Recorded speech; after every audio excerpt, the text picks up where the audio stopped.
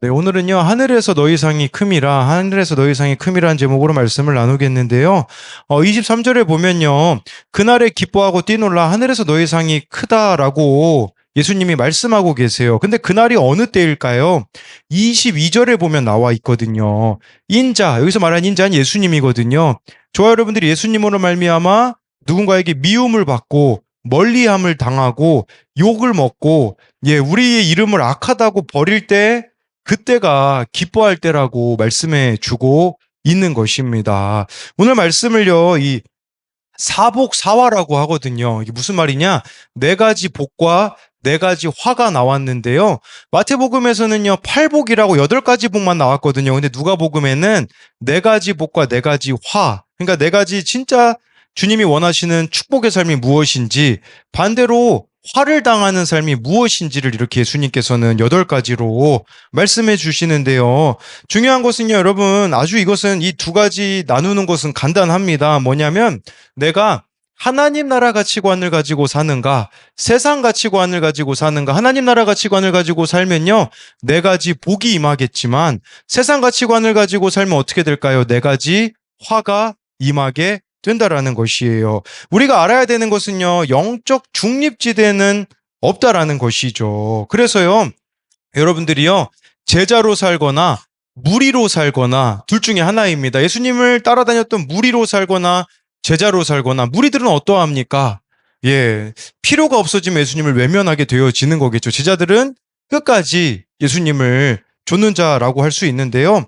그런데 우리는 그 중간에 서 있고 싶어 하잖아요. 세상도 붙잡고 싶고 주님도 붙잡고 싶잖아요. 이소부화에 보면요, 그 박쥐 이야기가 나오더라고요. 이 외톨이가 된 박쥐 내용에 보면요, 길짐승하고 날짐승이 서로 자기가 막 힘이 세다고 우겨대요. 그래서 누가 센지 한번 싸워서 결정하자라고 하니까요, 그때 이제 막 무서운 싸움이 벌어지니까요, 박쥐가 고민하기 시작해요. 아이고, 가만히 보고 있다가 이기는 쪽에 붙어야지. 길짐승이 이길 것 같으니까요, 길짐승의 왕인 사자를 찾아가서요, 저를 보세요. 저 쥐와 닮았죠? 저도 들짐승이랍니다. 라고 하면서, 여기 들짐승 편에 서서 싸우게 해주세요. 라고 이야기했다고 해요. 근데 이번에는 날짐승이 이기는 것 같으니까요, 또 날짐승의 왕인 독수리를 찾아가가지고 이 박쥐가요, 저의 날개를 보세요. 전 날짐승이랍니다. 라고 하면서 들짐승하고 싸우게 해달라고 했는데요. 결국에는요, 길짐승, 날짐승 모두가 싸움에 지쳐서 나중에 화해를 하게 되거든요. 그때 박쥐는 날짐승을 찾아갔을 때, 그때 넌 길짐승 주제에 어디 여기 오냐고 하고요. 반대로 길짐승들에게로 가니까 넌 날짐승 아니냐고, 결국은 둘에게 다 외면당하는 이런 일이 있었다라는 거예요. 근데 이게 그리스도인의 모습일 수 있다라는 거예요. 이거 하나님께 속한 사람도 아니고 세상에 속한 것도 아니고. 우리 강해찬하고 강한결이 잘 싸워요. 누구를 두고 싸우냐? 가운데 좋은 성을 두고 싸워요. 그래서 예찬이 은성이가 편이 되거나 이제 은성이 한결이가 편이 되거나, 은성이가 박지인지는 잘 모르겠어요. 그냥 우리 예찬이 한결이가 서로가 좀 사이가 안 좋아서 그런 것 같은데, 늘 우리가 이 중간에서 두 가지를 다 붙잡으려고 하는 이런 모습이 있는 게 아니라 정말 네 가지 복을 누리는 예수님의 제자가 되었으면 좋겠습니다. 첫 번째로는요, 네 가지 복을 누리는 자는 하늘에서 상이 큽니다. 우리 20절 말씀을 같이 읽어보겠습니다. 시작. 계속해서. 이르시되 너희 가난한 자는 복이 있나니 하나님의 나라가 너희 것임이요. 네, 예수님께서는 제자들을 보시고 네 가지 복을 말씀하시는데, 첫 번째 복은 너희 가난한 자라고 하였습니다. 여러분, 마태복음에는 심령이 가난한 자라고 하였는데, 누가복음에는 가난한 자, 실제로 가난한 자가 복이 있다고 하셨습니다. 여러분, 왜 가난이 복되겠습니까? 우리 생각에는 가난은 복된 것 같지 않게 여겨질 수밖에 없지 않습니까? 그런데요, 시편 86편 1절에 다윗이 이런 고백을 하더라고요. 우리 같이 읽어보겠습니다. 시작. 여호와여, 나는 가난하고 궁핍하오니 주의 귀를 기울여 내게 응답하소서. 가난하기 때문에 하나님의 도움만을 구할 수밖에 없기 때문에 가난이 축복이라는 것입니다. 그래서 하나님밖에 바랄 수밖에 없는 그 가난함이 축복이라고 볼 수가 있는 것이겠죠. 에티오피아에서 사역을 감당하시는 김태훈 선교사님이 쓰신 깨어진 그릇 책에 보면요, 이 책의 마지막 부분에 아내 되시는 김희연 선교사님의 그 고백이 나오더라고요. 예, 대학을 졸업해가지고요. 철이 없었던 나는 주님을 위해 온 세상을 누비며 멋지고 폼나는 일을 할 거라고 확신했다. 소위 고지론을 믿었다. 하지만 정상을 향해 갈 거라는 내 바람과 달리 낮은 곳으로 더 낮은 곳으로 걷게 하심이 참 감사하다. 한국에 미련을 두지 않고 모두 정리하고 떠나는 순간에도 내가 주님을 위해 이 길을 간다라는 당돌함과 교만한 마음이 있었음을 한참 후에야 깨달았다. 그 책에 이런 내용이 나오더라고요. 남편이 파킨슨병을 진단받았다는 소식을 접한 날 신나고 당차게 갈 것만 같았던 그 길은 한순간에 가시밭길 낭떠러지가 되었다. 허무하게 끝이 나는 것 같았다. 그때 하나님은 한 환상으로 교만한 자아를 깨뜨리셨다. 돌투성이의 거친 가시와 못, 우리 가득한 길을 주님은 발이 찢기고 데이고 상하면서도 걸어가고 계셨다. 그 품에 난 어린아이처럼 안겨 있었고 그분은 미소 띤 얼굴로 내게서 한시도 눈을 떼지 않고 나를 바라보셨다. 나의 사랑 어여쁜 자야 일어나 함께 가자라는 그분의 초청의 진짜 의미를 깨달았다. 에티오피아의 삶은 물론 녹록치 않다.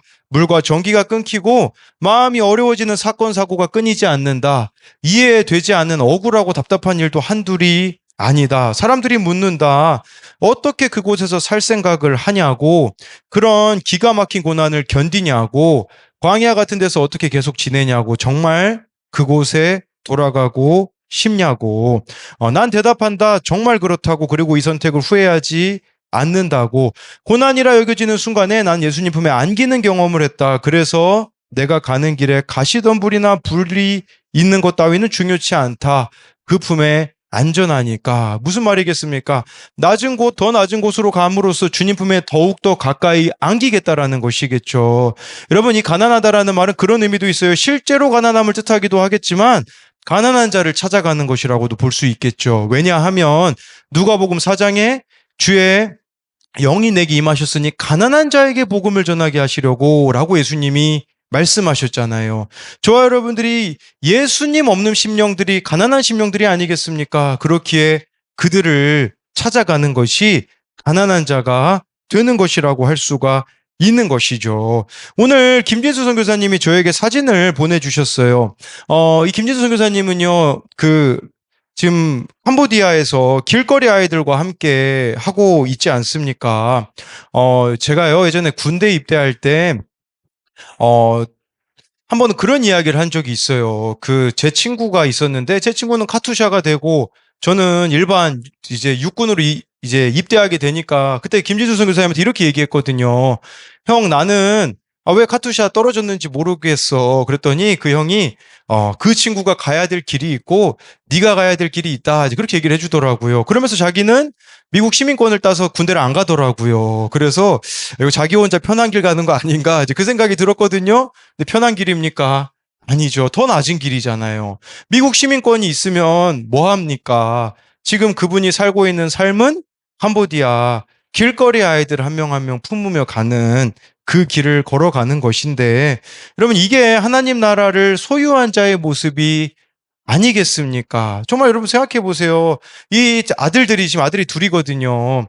그 길거리 아이들과 함께 이렇게 어울리고 할 때 불편한 마음이 왜 없겠습니까? 그 사모님도 둘째를 낳은 지 얼마 되지도 않는데 그 열악한 환경에 아이를 안고서는 같이 이렇게 예배의 자리를 지키는 그 모습을 보게 되었는데, 이게 바로 하나님의 나라가 너희 것이며라는 그 의미가 아니겠습니까? 우리 21절을 계속해서 읽어보겠습니다. 시작. 지금 우는 자는 복이 있나니 너희가 웃을 것이미요. 두 번째 복은요, 줄인 자입니다. 이 줄임이 의미하는 게 뭐겠습니까? 저와 여러분들 가운데 있는 결핍을 뜻하는 겁니다. 결핍이 있는 자가 복이 있대요. 여러분, 우리는 결핍이 없었으면 좋겠잖아요. 내가 완벽했으면 좋겠잖아요. 근데 완벽하지 않은 게 결핍을 가지고 사는 게 복이 있다고 합니다. 어느 주석서에서는요, 이 말씀을 이렇게 번역해 놨더라고요. 자신에게 꼭 필요한 것이 없다는 것을 깨달으며 하나님을 의지하는 너희는 복이 있다. 왜냐하면 하나님이 종말에 너희를 영접하고 너희에게 상급을 베푸실 것이기 때문이다. 여러분, 저와 여러분들이 정말 갖고 싶은 한 가지가 있지 않습니까? 여러분들이 결핍 그 한 가지, 그거 있지 않겠습니까? 이 요한복음 4장의 사마리아 여인의 그 결핍은 무엇이었겠습니까? 남편의 사랑이었잖아요. 남자의 사랑이지 않았습니까? 그래서 그 결핍으로 인하여서 사마리아 여인은 예수님을 만나게 되었던 거죠. 여러분들이 이것만 나에게 좀 있었으면 좋겠다 싶은 것들이 있을 거예요. 누군가는 돈이 될 수도 있을 거고요.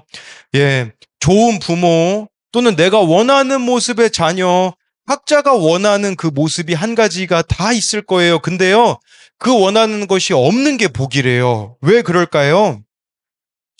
그것 때문에 저와 여러분들이 예수님을 만날 수 있게 되어지기 때문이라는 것이겠죠. 저에게는 딱 한 가지 있었으면 하는 게 있어요. 그건 뭐냐면 외향적인 성격이거든요. 그런데 이제는 그것이 없어도 괜찮습니다. 제가 어제 내성적인 그리스도인이란 책을 읽었는데요. 그 책에 그런 내용이 나오더라고요. 네, 외향적인 사람이요. 이제 목회자가 되면요.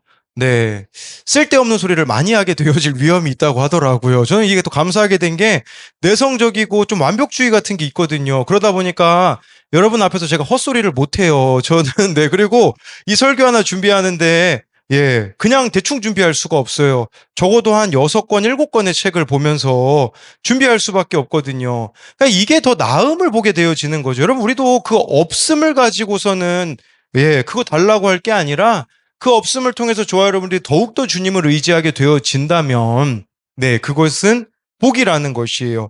그 부족함으로 인하여서 우리가 기도할 수밖에 없기 때문에 그게 진정한 만족함을 우리들에게 가져다 줄 수 있다라는 거죠. 그걸 깨달으니까 바울이 이 빌립보서 4장 11절부터 13절에서 이렇게 고백하고 있지 않습니까? 우리 같이 읽어보겠습니다. 시작. 내가 궁핍함으로 말하는 것이 아니니라. 어떠한 형편에든지 나는 자족하기를 배웠노니 나는 비천에 처할 줄도 알고 풍부에 처할 줄도 알아. 모든 일, 곧 배부름과 배고픔과 풍부와 궁핍에도 처할 줄 아는 일체의 비결을 배웠노라. 내게 능력 주시는 자 안에서 내가 모든 것을 할 수 있느니라.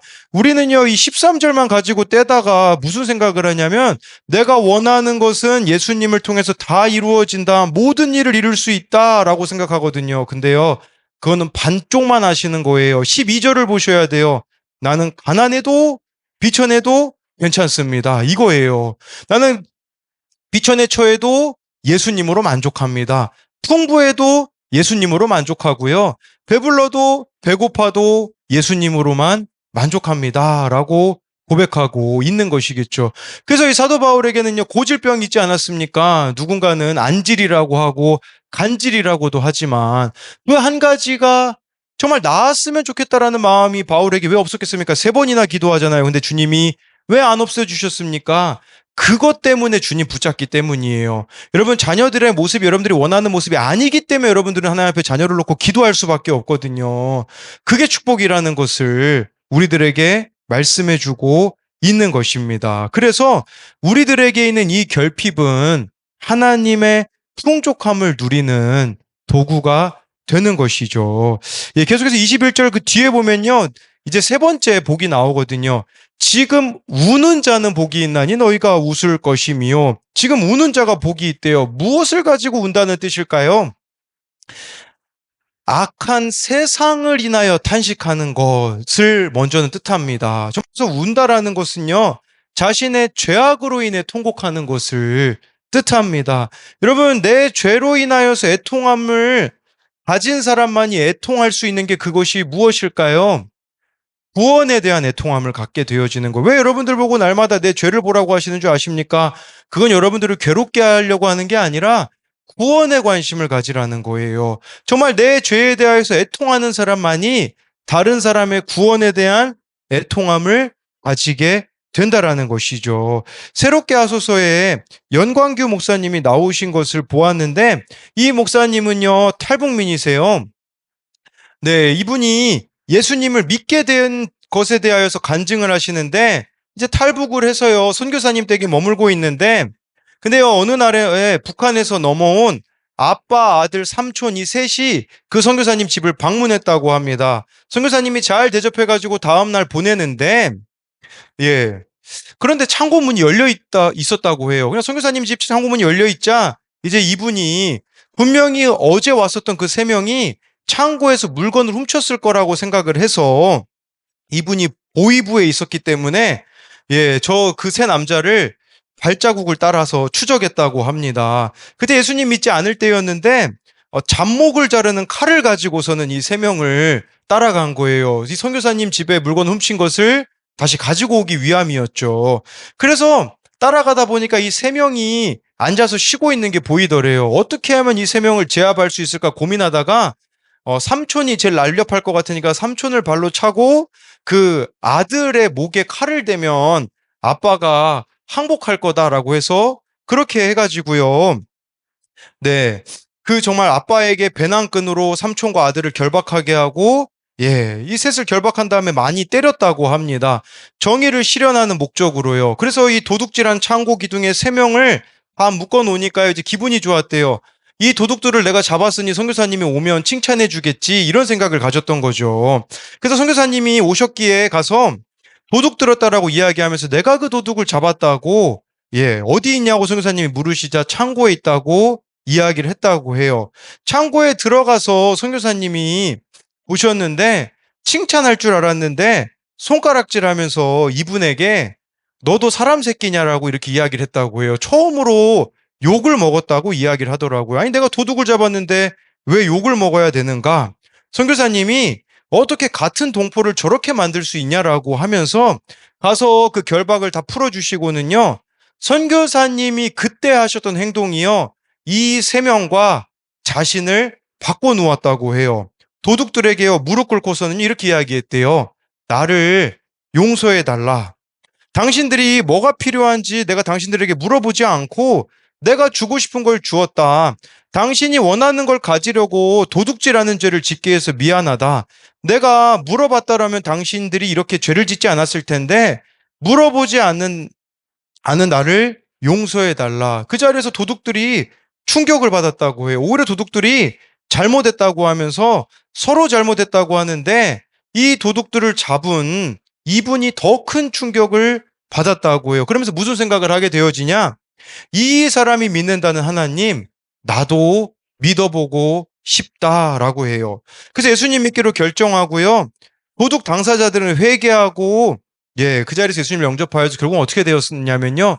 그 세 명은 북한 선교사가 되었고요. 이분은 또 목회자이자 선교사가 되었다라는 것이죠. 그러면 이처럼 한 사람의 모습이 삶을 바꿔놓잖아요. 저와 여러분들이 구원에 대한 애통함이 있다면 다른 인생들을 변화시킬 수 있다라는 거예요. 세상 것을 가지지 못한 걸 가지고 울지 마시고요. 한 영혼을 주님께로 인도하지 못하고 있는 걸 가지고 저와 여러분들이 애통해야 된다라는 것입니다. 네 번째 복은요. 우리 22절, 23절에 나와 있습니다. 우리 같이 읽어보겠습니다. 시작. 인자로 말미암아 사람들이 너희를 미워하고 멀리하며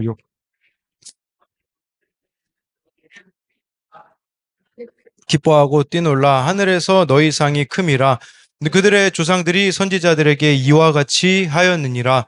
네 번째 복은요. 예수님으로 인하여서 미움당하고 멀리하고 욕먹고 또 너희 이름을 악하다 할 때는요. 복이 있다고 말씀해 주고 있어요. 쉽게 말씀드리면 예수님으로 인하여서 소외당하고 비난당할 때에 복이 있다라는 거겠죠. 여러분 근데요. 우리가 왜 욕을 먹을까요? 23절에 나와 있어요. 그들의 조상들이 선지자들에게 이와 같이 하였느니라. 이게 무슨 말이냐면 저와 여러분들이 진짜 말씀대로 살면요. 욕 먹습니다. 내가 지금 사람들한테 욕 안 먹고 있다면 한번 돌아보셔야 돼요. 진짜 내가 말씀대로 살고 있는가? 구약에 보면요. 선지자들이 말씀을 바르게 전했기 때문에 어떤 일이 벌어집니까? 예레미야는요. 눈물의 선지자잖아요. 막 감옥 같은 데 갇히기도 하죠. 이사야 선지자 같은 경우는 어떤 일을 당합니까? 톱에 목을 잘림을 당해서 죽지 않습니까? 왜 그들이 그런 취급을 당했습니까? 바른 말씀을 전했기 때문이라고 할 수가 있는 거겠죠. 세례 요한은 왜 그 분봉왕 헤롯에게 목베임을 당합니까? 그 불륜 잘못되었다고 죄악된 길에서 벗어나라고 회개하라고 했다가 이런 취급을 당하지 않았습니까? 그렇기 때문에 저와 여러분들이 정말 주님을 따라가는 길은요. 꽃길이 아니에요. 십자가 길이에요. 외면당하는 길이에요. 외로운 길이에요. 그런데 이 외로움이 여러분 바르게 가고 있다라는 증거일 수 있다라는 것을 여러분들이 기억해야 돼요. 그렇기 때문에 예수님 때문에 내가 외면당하면요. 그건 슬퍼할 일이 아니라 23절에 기뻐하고 뛰놀 일이라는 것을 잊어서는 안 된다라는 것입니다. 그래서 이것에 대한 두 가지 질문은요.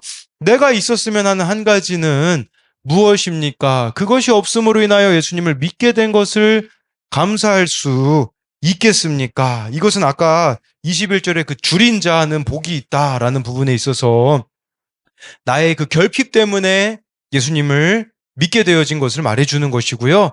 또 한 가지는요, 내 죄 때문에 회개의 눈물을 최근에 흘려본 적이 있습니까? 내가 구원을 위해서 울어야 하는 사람은 누구입니까? 정말 저와 여러분들이 말씀을 통해 내 모습을 보잖아요. 그러면 한 사람이 생각날 겁니다. 그래서 제가 내 모습을 보자라는 거예요. 저와 여러분들이 정말 그렇게 구원을 위하여서 애통하는 자가 되어줘야 하는 것이죠. 두 번째로는요, 네 가지 화를 당하는 자에게는 이 세상이 전부입니다. 우리 24, 25절을 같이 읽도록 하겠습니다. 시작. 그러나 화 있을진저 너희 부요한 자여 너희는 위로를 받을 것도다. 화 있을진저 너희 지금 배부른 자여 너희는 주리리로다. 화 있을진저 너희 지금 웃는 자여 너희가 애통하며 울리로다. 네, 여기 보니까요, 이제는 그 네 가지 화가 나오는데 24, 25절에 세 가지 먼저 화부터 말씀을 드리면요. 첫 번째 화가 임하는 사람은 누구냐? 부요한 자라고 말씀해 주고 있어요. 우리로 말하면요. 돈 많은 자죠.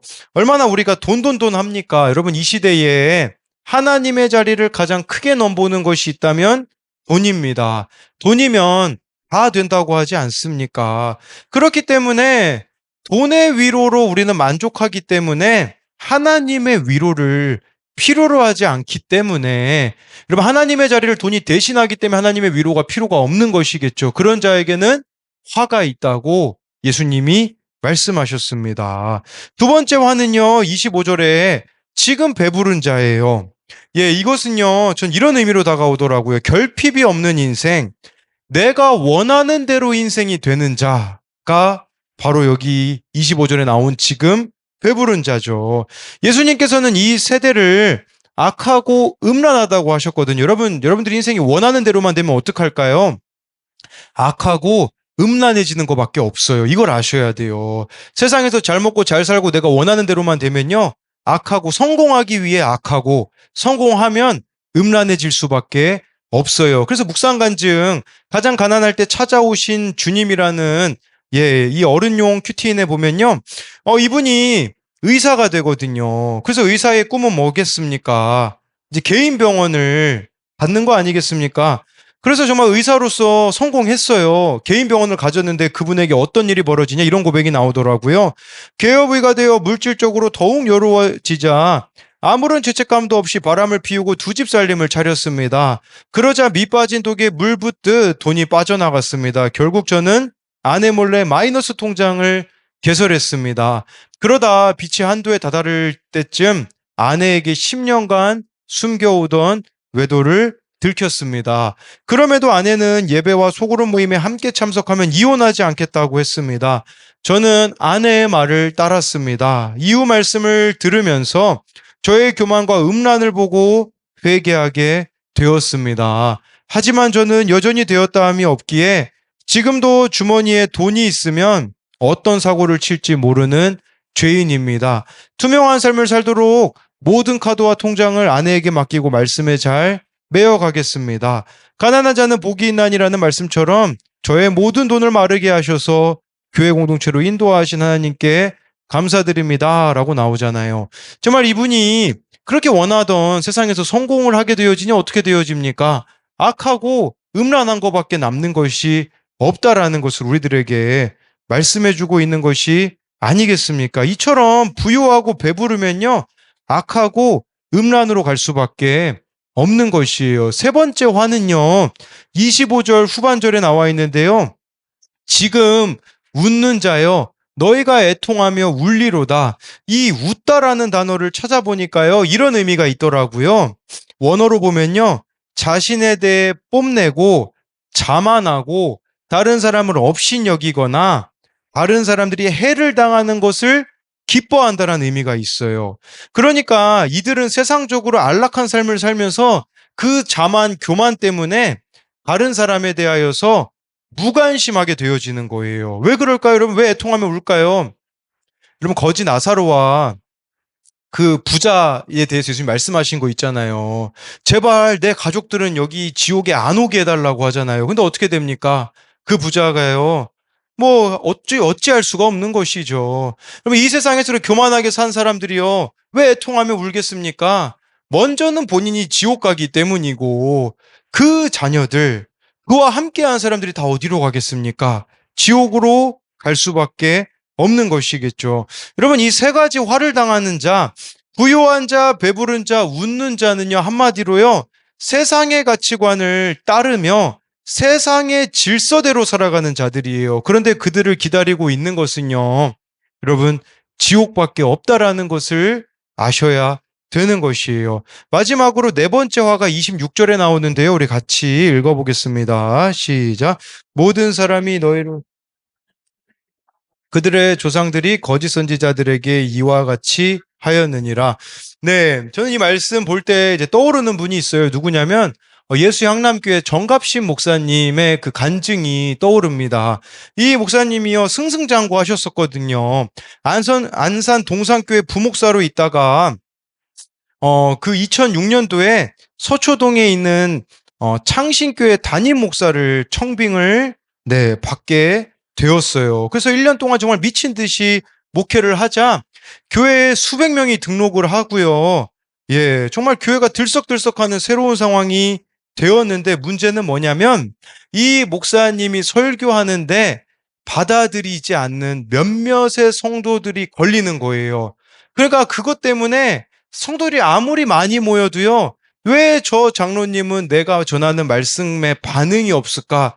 그게, 예, 그걸 이겨내지 못하고 이제 우울증을 겪게 되어져요.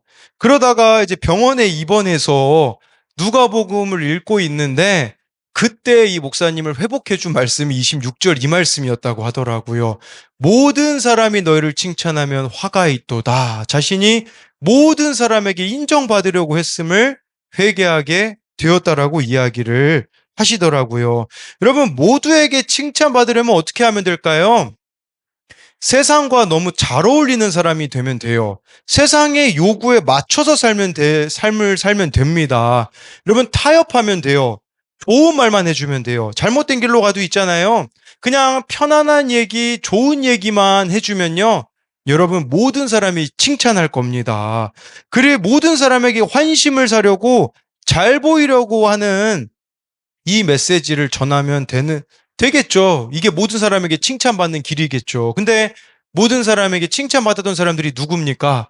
26절 후반절에 나오잖아요. 거짓 선지자들이잖아요. 거짓 선지자들은요, 모든 사람에게 칭찬을 받았어요. 지금 이 시대도 마찬가지입니다. 여러분, 성공복음을 전하면 인기 얻을 수 있어요. 기복적인 설교만 하면요, 인기를 얻을 수 있어요. 근데 여러분들이 제 설교를 불편하게 듣는 걸 저는 너무 잘 알고 있어요. 저는 인정중독자이기 때문에 말씀을 그대로 전하는 게 참 힘이 듭니다. 왜냐하면 말씀을 이렇게 그대로 전하잖아요. 그러면요, 외면당할 수밖에 없는 경우들이 너무나 많이 있거든요. 그렇게까지 해야 하냐는 말도 많이 듣죠. 자꾸만 여러분 설교를 들으면 내 죄를 봐야 된다, 내가 바뀌어야 된다라는 이 말 여러분들 얼마나 많이 들었으며 그것이 여러분들 얼마나 불편하게 합니까? 그런데 이 길이 맞는데 제가 어떡하겠습니까?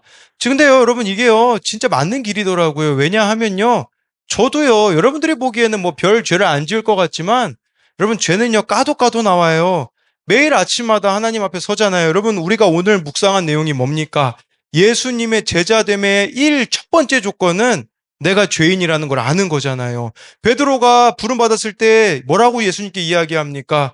주여 나를 떠나소서 나는 죄인으로서이다 라고 하지 않습니까? 이사야가요 환상을 보고서 뭐라고 이야기합니까? 화로다 나여 망하게 되었도다 라고 말하지 않습니까? 하나님을 예수님을 진짜 만난 사람은요 회개할 수밖에 없게 되어지는 것이에요. 말씀을 제대로 보게 되어지면 어떻게 되어집니까? 회개할 수밖에 없는 것이죠. 제가 오늘 회개한 것은 목표지향적인 삶을 살았던 것이 회개가 되어지더라고요.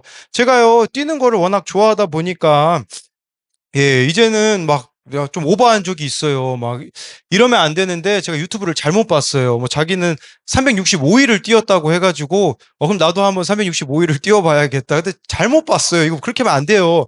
이 10km씩 저는 뛰는 줄 알았거든요. 10km면 신정호 2바퀴거든요. 그래서 한번 해본 적이 있어요. 일주일 동안요. 하루에 10km씩 뛰어봤는데요. 어떻게 됐을까요? 오른쪽 다리가 무릎 통증이 생겼어요. 그래서 영상을 제가 안 봤어요. 영상 그 제목만 봐가지고 잘못 봤어요. 뛰는 분 보니까 하루는 10km 뛰고 그 다음 날은 3km 뛰고 뭐 아무튼 그런 식으로 뛰어야 되더라고요. 계속 10km 뛰면 무릎이 고장 날 수밖에 없는 거거든요. 그런데 또 최근에 제 오른쪽 무릎이 또 아프더라고요. 왜 아프게 되어지냐? 보니까요. 아니 제가 뭐 마라톤 선수가 될 것도 아닌데 막 자꾸 그런 거 신경 써요. 우리 남자들은 그 허세가 있잖아요. 뭐, 예, 뭐 1km에 내가 뭐 몇 분에 뛴다 막 이런 거 가지고 막 자랑하거든요. 저도 막 그런 거에 관심을 가지다 보니까 몸을 혹사시키게 되더라고요. 근데 엊그제 이제 진짜 살도 잘 빠지고요. 무릎에 무리가 되지 않는 슬로우 조깅이라는 거를 알게 되었거든요. 이거는요. 빠르게 뛰지 않는데 체력이 늘게 되고 몸에 부담을 주지 않는 거였거든요. 그러면서 제가 뭘 보게 됐냐면 얼마나 나는 목표지향적인 사람인가. 그게 저를 아프게 하더라고. 우리 삶도 마찬가지예요. 세상에서 말하는 그 기준을 가지고 여러분들의 목표로 삼잖아요. 누가 골병이 들까요? 내가 골병이 들 겁니다. 그걸 아셔야 되는 거예요. 그래서 저도 이 목표지향적인 삶을 살게 되어지면 놓쳐지는 게 많더라고요. 여러분, 목사로서 목표지향적인 삶을 살면 어떻게 될까요? 사람들이요, 영혼으로 보이지 않고요, 숫자로 보여요. 그래서 몇 명, 이렇게 따지게 되어지는 거죠. 저는 그 유혹에 노출되기 가장 쉬운 사람이라는 겁니다. 오늘 아침에 제가 회개했던 건 뭐냐면, 지금까지 사촌 동생들에게 무관심한 걸 회개하게 하시더라고요. 정말 힘들어하는 사촌 동생들이 있는데 왜 그들은 나에게 연락하지 않을까? 왜 그들에게 나는 쉼을 주는 존재가 아닌가? 이게 회개가 되어지더라고요. 그러면서 가족 모임 있을 때마다 제가 했던 행동들이 다 스쳐 지나가더라고요. 그냥 피곤한 채로 사촌 동생들 모였을 때 방에 들어가서 혼자 자고 있는 모습, 또 사촌 동생들 뭐 남자들하고 이렇게 어울린다고 뭐 게임기나 가지고 가서 게임하고 있는 모습, 정말 그 시간에 이 사촌들하고 마음을 여는 시간들을 갖고 했더라면 이들이 힘들 때 나를 찾았을 텐데 이들이 힘들어도 나를 찾지 않는 걸 보니 내가 잘못 살았구나가 오늘 회개가 되어지는데, 여러분 그거 아세요? 그렇게 회개하면요 그날 적용할 게 생기더라고요. 오늘 제 사촌 동생 한 명이 생일이더라고요. 그래서 오늘 카톡으로 처음으로 제가 생일 선물을 보내줬어요. 보내주면서 오빠가 사촌 오빠 노릇 못해서 미안하다. 그리고 이제 결혼 준비하고 있는데 잘 준비했으면 좋겠다고 그렇게 이야기할 수가 있었어요.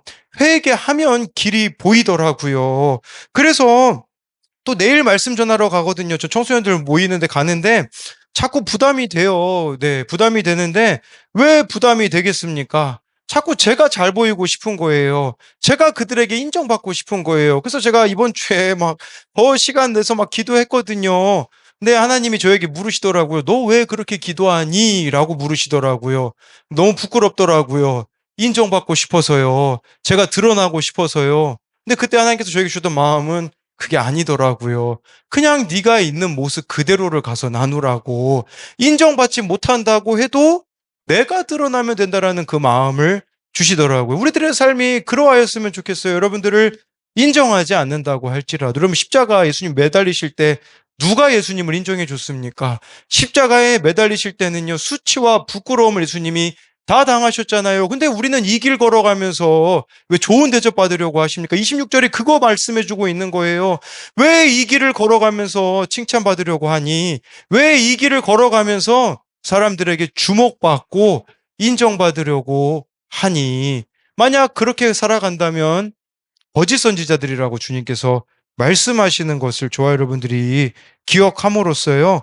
어떤 일이 있어도요. 그 가운데 내 죄를 보고 나를 변화시킬 기회로 여기셔야 됩니다. 그리고 나의 욕심과 교만을 늘 가지치게 하면서요. 오늘 제가 새벽에 말씀드렸잖아요. 마가복음에 예수님이 제자들을 부르신 목적, 함께 있으시려고. 여러분, 예수님하고 날마다 함께 있어 보세요. 어떻게 될까요? 예수님하고 함께 하잖아요. 그러면요, 회개할 것들이 날마다 넘치더라고요. 제가 어제 우리 강혜찬하고 강한결하고요, 영화를 봤어요. 네. 얘네들하고 영화 보는데 참 쉽지 않더라고요. 포켓몬스터 보려니까요. 예, 만화를 보려니까 너무 힘들더라고요. 저는요, 그냥 이어폰 끼고 설교 들었어요. 더 이상 볼 수가 없겠더라고요.